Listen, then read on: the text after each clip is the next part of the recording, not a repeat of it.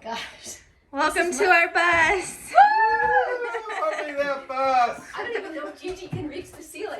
My head almost hits the ceiling. I cannot It's believe close, yeah. what you've done. We're the first visitors of RV the bus. I think you're our furthest. No, we had the Ashooks. They visited And they came further, further from Boston. But you guys Wow. did come all the way from Kansas, so Oh, look at this refrigerator. we need like a guest book or We opted to something. do a full.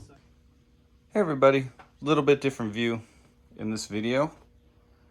Today I'm working on our diesel generator. So this is a PowerTech 8 kilowatt. Should be around 35 amps times 2, 110, or 33 amps, 240 generator. So this is a pretty decent sized unit for our RV. It's enclosed in this nice little quiet box here. It's got a nice big radiator to keep cool. It's got a built-in fan. This one, so they made two different versions of this generator. They use a Caterpillar motor or ours. We have a Kubota. So this is a Kubota D1105. It's a diesel engine, 3-cylinder. It is not turbocharged or anything like that because it does not need to make a bunch of power. I believe this thing makes, for its size, I think it's 11 horsepower. It's a ripper. So you've got some grates on the side. Now over here we have our positive and ground for our 12 volts. So this is to start, and also it should backfeed through the charging, through the generator head. There's a DC output. Now this is relatively low amperage charging. It's not like it's going to put out 140 amps like a pretty modern alternator. So I believe what happened is the previous, so we got this second hand. You can kind of see here we've got 259 hours. This isn't plugged in anything, so I'm not sure how this thing is staying on. It's been on since I got it, and I believe the person that I bought it from said that they haven't used it for like maybe 5 or 7 years. It's just kind of been sitting. So I believe what happened is they were trying to charge a battery bank through the positive and negative terminals here, and it didn't like that. So it melted a couple watts. So I'll get into that later, but that's basically how it came into my hands. Now I got it for next to nothing. I'm waiting on some fittings for there's a diesel fuel in and a return to the tank. So there's a built-in fuel pump right about in there. I don't know if you can see it, but so there's a little fuel pump down in here. So we do have a return style setup. So I have a small diesel tank. Now the spec sheet on this, or one close to it, so that's kind of the problem with this thing is, yeah, it's a little bit older, but I couldn't really find a manual. I reached out to PowerTech. Unfortunately, their support was not super helpful. So I found one that's close for an 8 kilowatt unit at about 25% load. So I really don't think we're going to be pulling 70 amps off of this thing. I really think we're going to have two 15,000 BTU air conditioners. That's going to kind of be our main load. But I would imagine we're going to be using this at probably about 25%, if not less. So the spec sheet on this, or one close to it, rates this at 25% at about 1/4 gallon an hour. So I have a small 8-gallon diesel tank. So that puts us at about 30 hours of runtime on a small diesel tank. So I'm going to prefer to run off of the tank, and then I will have a small transfer pump that links into, so I went through my MCI maintenance manual, and I found that on the diesel supply line to the engine, there's one input from the tank and there are two outputs, and one of those outputs is spec'd as an auxiliary heater or generator port. So I'm going to be taking the cap off of that line, and we're going to be running that to a small pump, and that pump will pump forward into this tank and fill that tank back up. So I'm going to prefer to run off the tank. That way I'm not running off of the main diesel tank. Now the main diesel tank is like 200 gallons. Do I think that this generator is going to run it out of fuel? No, but I don't want to risk it. I also don't want to have to deal with having a fuel pump super far away from this thing and having to run that fuel pump constantly to just pump it all the way to here when I could just have a tank. The tank was relatively cheap, and it kind of makes this kind of self-contained, right? I don't have to worry about a fuel pump dying. In the case of that happening, I could just fill the tank up by hand using a 5-gallon jug. Anyways, so we got this secondhand. You can see, I don't think that this is, believe this is the oil filter. No, this is a fuel filter. So this is a fuel filter, I think. Yeah, this is a fuel filter. There's an oil filter down in there. I don't think either of them have been changed just because it really hasn't been used that much. There is no alternator on here. So this model came with one that has an alternator, so I might look into that. That way I can, but I realistically think that I'm just going to use probably even smaller than this. I'll probably use like a lawnmower style battery, and that way the DC side of the generator head can just charge that small battery and not anything very big. Has plenty of oil, yada, yada, yada. Everything checks out. This thing, as you can tell, it's pretty great shape. The only problem is the wiring was a little hokey. So I'll insert a picture of how I got it, and you can kind of see the rat's nest. And I'm not a generator professional by any means, nor an electrician, but give me a schematic, give me somebody to bounce some ideas off of, I'll figure it out. So what we have here, I believe, is this is the brain. So this is what controls, these are like small little relays here. And we have some wire harnesses going in here. So I did find out that this machine is power negative on the engine side. So that was interesting. The next thing is we have a voltage regulator. So this main stack down in here is what comes off of the generator head. So there's a rotor, a winding, and a brush, I believe it is. One of those is used for like low power DC output. The other one is the high output leads, and I believe it's the field. I don't know. Anyways, the wiring was kind of all over everywhere. And I believe it hadn't really been touched since the original owner removed it. So what I need to do here is this bolt. So this is like the ground lug to the gen head itself. So we have our T2 and T4 lines coming out of the generator head. They go to ground, and the ground will also go to the main breakers. That will be our neutral and our ground for our 110 system coming off of the generator. That will also join into the ground of the main panel and the ground of our load center. So that should tie everything together ground-wise in the system. Then we have our T1 and our T3. So those are our main lines out of the generator head. This is what provides our power output. And then these little red guys off of here go and connect to this. So this is a voltage regulator. This is the high output voltage regulator. And you can also see these red wires right here. And we also have these two black wires. So this is basically what tells or what controls the generator output. You can see this guy right here. So this is the 110 output, and this guy right here is the 240 output. So right now we don't have the 240 output hooked up, but this generator could supply 240 at 33 amps, I believe, or two 110 circuits off of the T1 and T3 at 35 amps. So that'll put us at 70 amps total, which should be plenty. We also have some wires coming off of here, these blue ones.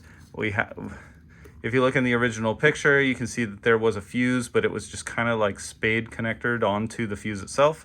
So I've gone ahead, cleaned that up. I've also cleaned up all the wiring. I'm gonna get rid of this guy here. The generator does vibrate, so these little spade connectors, I don't wanna risk this like coming loose or anything like that. So I'm gonna cut this out, replace this with a soldered butt connector and shrink wrap that. This red wire here is capped off, not needed. And then we have this wire right here, this group harness. This goes to the, well, originally went to the voltage rectifier. So what a rectifier does is it turns the AC output of the generator head into DC, right? So AC is alternating current. So you have your two wires and the current alternates between them. Whereas in a DC, you would have your positive and your negative. So that rectifier changes that. We also have our output here. So this would go to an external control where we can control it. And I believe this wire that they've spliced into here is for the remote start. So that way we'll have to look into that and figure out which one of these starts and stops the generator. So the voltage rectifier, like I said earlier, I think what happened is they originally were running it off of a single battery, and then they probably jumped it up to like a battery bank. And the voltage rectifier, it didn't like that. So it essentially melted the plug and caused some issues. I don't know what I did with the plug, but just imagine melted plug. So we've gone ahead. We've got a new plug here, so we'll go ahead and put that together. And this is the voltage rectifier right here. There's really no way for me to tell if this is good or bad. I just got to run it and look at it through my meter and see if it's working. If I get a 12 volt out, so this is a 12 volt voltage rectifier DC. If I get 12 volts out of this, we're good. Otherwise, if this is bad because they tried overcharging with it, I gotta buy a new one from PowerTech, and apparently this thing's like $300. So hopefully this guy's still good. Like I said, I'm waiting for some fittings for my fuel tank, and once those are in, I'll hook it up to my battery here. It's out of my boat, and we'll get this thing started up. I don't want to crank it too many times. I did go ahead and hold down the start button here. It did start cranking. I killed it right away. I believe that diesels use like a high pressure fuel pump right here that kicks the pressure up for the injectors. And I don't believe that likes to be ran dry. So I have cranked it over once just to verify that that thing does attempt to start, which it does. So I think we're good. So I'm just gonna go ahead and splice that voltage rectifier back in with a new connector. We're gonna get our fuel lines hooked up. We'll get our battery hooked up, and hopefully we should have a working generator. We can drop that into one of our bays. This thing, you can see it's on my engine hoist here. Sorry, my garage is a mess. This thing weighs about, I believe it's 500 pounds. Our bays have this like fiberglass enclosed like floor on it. So I'm kind of thinking to reinforce those rails. So I'll probably put some cross rails in this area just to reinforce the floor. And then we'll probably build a little box around it. Now I'll have this side right here open to the outside. Now that this is open, I really don't see anything that is non-serviceable once this is installed. So I believe from the bays, I'll be able to get to the radiator cap. I'll be able to get to the overflow tank. I'll be able to get to this area because our bay will probably be like probably about another foot higher than this thing. This thing is not very big. We're about 2 feet tall, maybe about 3.5 feet wide. So, and maybe about 2.5 feet deep. So it's really not that big. But this thing is going to supply us with all of our power needs when we are not hooked up to shore power. So that's our diesel generator in a nutshell. Join me again in a later video when I fire this thing up. Once it fires up, verify. I'll plug a fan into it or something just to make sure it works, and if it blows the fan up, oh well. But once we get this thing working, we're gonna throw it in the back of my truck. We're gonna take it out to the bus, and we're gonna drop it in a bay, which should be interesting because I'm gonna need my engine hoist to get it into the bay, but I can't wheel my engine hoist where the bus currently sits because it's currently in dirt and yeah, so we're gonna have to move. We have to move the bus to a place where this can access it. So we got to figure out which side we're going to put it on. Now, it is a little bit controversial. I know that some people say, oh, don't touch the spare tire. It's where, you know, it's for crash zones, etc.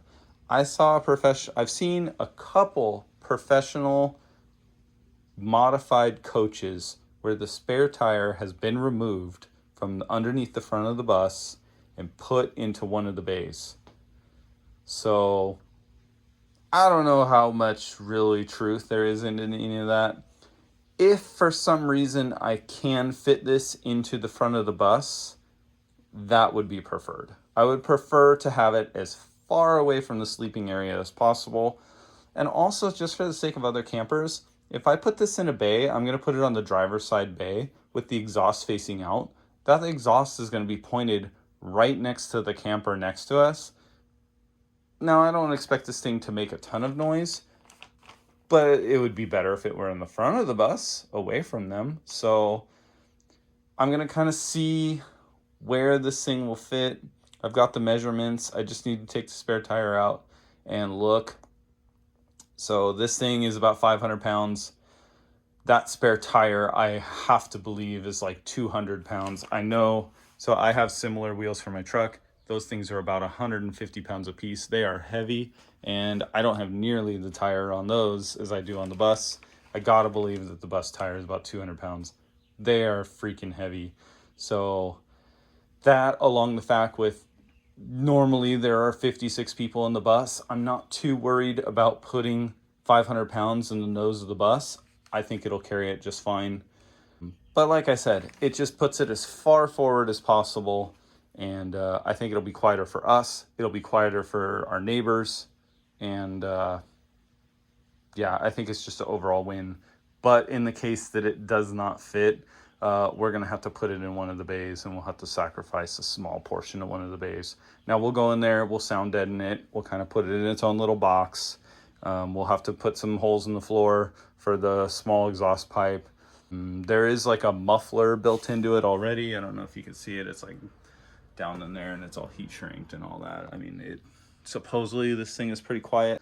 So yeah, thanks for joining, and just smash it, that like and subscribe. We like I said, we hit 500 subscribers, and I'm excited that 500 of you want to join us on our journey. Take care.